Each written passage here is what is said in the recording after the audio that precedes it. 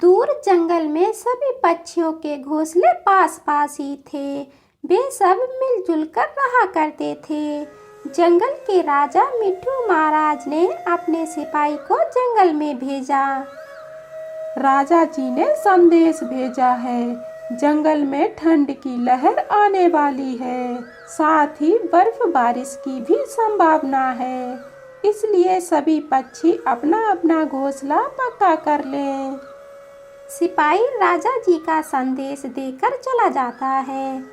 दोस्तों, आप सब इतना चुप क्यों हैं? क्या आपने सुना नहीं? राजा जी ने क्या संदेश भेजा है? सुना है, अभी इतनी भी ठंड नहीं है जो हमें घर पक्का करने की जरूरत पड़े। रानो, जब ठंड पड़ेगी तब देखा जाएगा। इस साल ज्यादा ठंड नहीं पड़ेगी, हमारा गुजारा इन्हीं घोंसलों से हो जाएगा। दोस्तों, हमें राजा जी की बात को गंभीरता से लेना चाहिए। रानो की बात किसी ने नहीं सुनी। बच्चों, तुम दोनों घोंसले में ही बैठना, मैं घर बनाने का सामान इकट्ठा करती हूँ। रानो घर बनाने का सामान इकट्ठा करने लगी। चिड़िया ने शाम तक अपना पक्का और मजबूत सुंदर सा घोंसला तैयार कर लिया।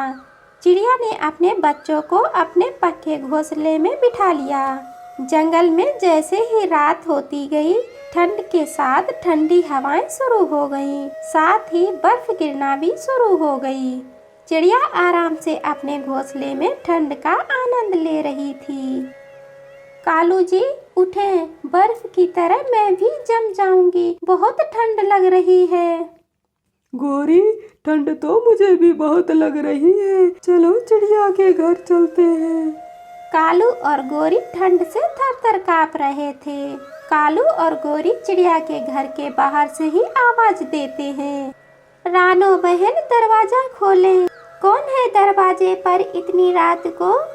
रानो बहन, मैं हूँ गोरी, तुम्हारी सहेली, दरवाजा खोलो चिड़िया बहन।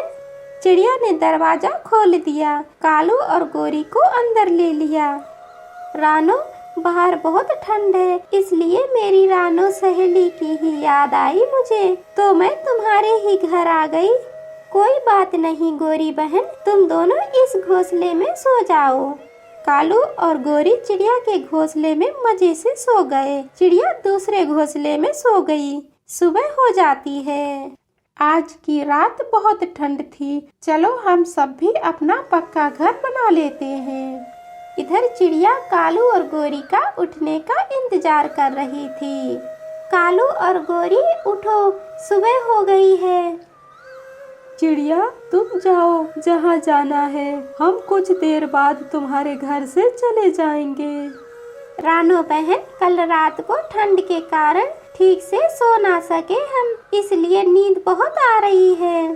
चिड़िया अपने बच्चों को लेकर दाने की खोज में चली जाती है। इधर कौवे दोपहर तक सोकर उठते हैं। इधर चिड़िया को रात हो गई थी अपने घर लौटने में। गोरी बहन दरवाजा खोलें, मैं तो दरवाजा बंद नहीं कर गई थी, तो फिर दरवाजा बंद कैसे हो गया और कोई बोल भी नहीं रहा है। चिड़िया खिड़की से झांककर अपने घर के अंदर देखती है। गोरी बहन दरवाजा खोलें। कौन हो तुम? भागो यहाँ से, मैं अपने घर का दरवाजा क्यों खोलूं? गोरी बहन, आप मेरे घर में हैं, मैं रानो चिड़िया, आपकी सहेली।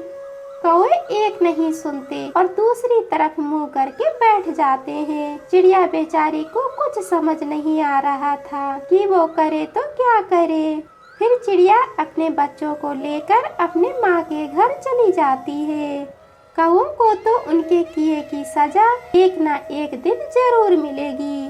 प्यारे दोस्तों, आपको कहानी पसंद आई हो तो प्लीज हमारे चैनल को सब्सक्राइब करें। आपका धन्यवाद।